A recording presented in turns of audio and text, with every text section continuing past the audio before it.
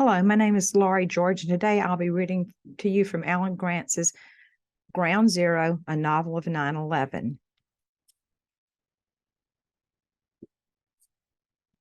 Reshmina under the burqa. Reshmina ran up the steps to her village, taking them two at a time. She didn't see any American soldiers or any Taliban, not yet. Was she in time? Reshmina burst through the front door of her house. "More, Baba!" she cried. Two Afghan men with rifles were sitting just inside the door, and Reshmina jumped back. Who were they, and why were they here? Marzia and Moore came from the women's room. "Reshmina, it's all right," Marisa told her. "The village sent them to guard us and the Americans." So Taz was still here? That meant Baba wasn't back from Anna base yet? "Where have you been, Reshmina?" Moore demanded. Were you in those? Where did you get those scratches, those bruises? You're filthy. "The Taliban are coming," Reshmina cried. "They know the American is here. Passoon told them." And the guards jumped to their feet, and their faces a mix of shock and horror. Anna came from the front room with Zahir in her arms, and she heard everything. "Go and warn the others of the village," she told the guards. "Tell them that they must get to safety." "Where?" one of the men said. "What place is safe?"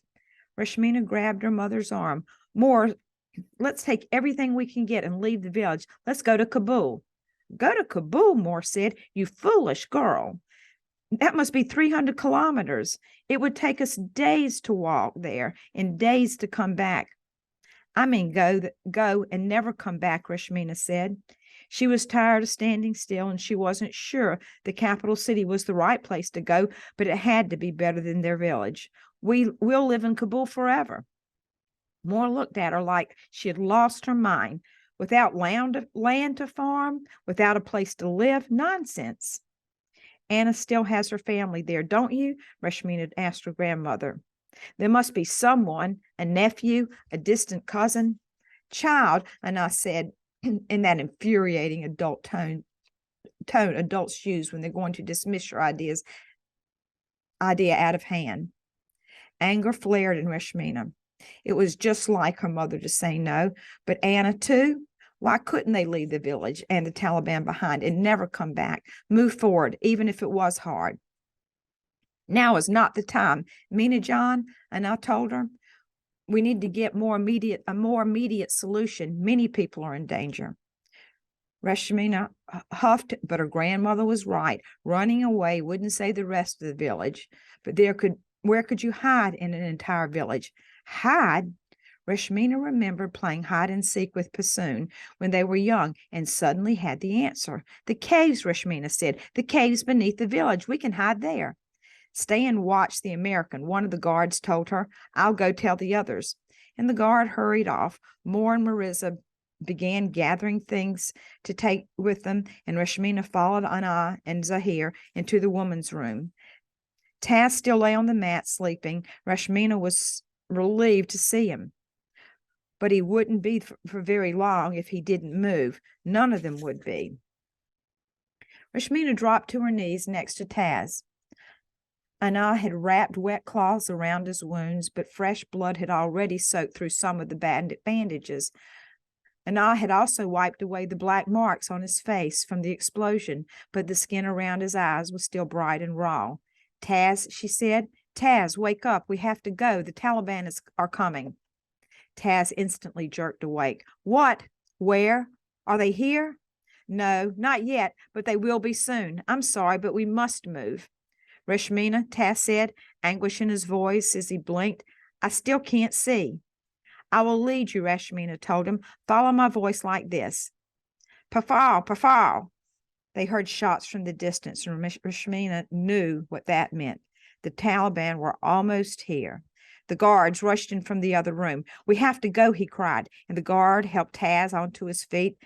Reshmina frowned. How are they going to hide Taz until they got him to the caves? Anna was one step ahead of her, and she came into the room with an old blue burqa, the kind of garment women had been forced to wear outside during the rule of the Taliban. It was a robe that covered every inch of a woman's body from head to foot. with a small mesh window to see out of, and some women still wore them by choice, but not Rashima's mother or grandmother. "Put this on quickly," Anna said, and the guard helped Taz into the burqa. It hid his head and his shape, but the material only came to his ankles. Rashmina just had to hope that the Taliban wouldn't notice that the woman under the burqa was wearing American Army boots. "Come," Rashmina said. "We must hurry." The guards took Taz's elbow and led him to the front room and out the door. Rashmina, Mariza, and Anna followed along with more, who carried Zahir. The steps down through the village were already crowded with people who had been warned by the other guard. They carried children, chickens, bundles of clothing, and treasured possessions, anything of value they could take with them. Rashmina's family went slowly, staying with Taz and the guard. As they descended, more and more people joined them in the twisting switchback stairs that led down to the gray and brown stone walls of the village. High above them, toward the top of the village, something exploded. "Patum!" And Rashima froze in fear, and she turned to see the hilltop glow orange with flame. There were more cries and more gunfire. The Taliban had arrived. The thump, the thump! An Apache helicopter thundered right overhead, and Rashima's ducked instinctively. "That's my people," Taz cried, recognizing the sound of the helicopter. Rashmina's heart sank. Now the Americans were here too. That was good in one way. The Americans would keep the Taliban busy, but in another way it was very, very bad. Now the village was a war zone. Taz stopped in the middle of the stairs. "Maybe we can just flag them down, let them know where I am." Prr, prr. The helicopter's machine guns erupted, and something exploded in the village with a boom. "No, not now," Rashmina told him. "No, not now," Taz agreed, letting them hurry him along. Rashmina suddenly heard the familiar sound of a missile hissing across the valley and turned to look. The villagers all around her knew the sound too. They ducked, giving Rashmina a clear view of the thing as it streaked across the valley. Shathum! The missile slammed into the house on the hillside, and the building exploded. "No!" Rashima cried. "Rashima, what is it? What happened?" Taz asked her. Rashima couldn't answer, couldn't find the words. The rocket had just destroyed Rashmina's home.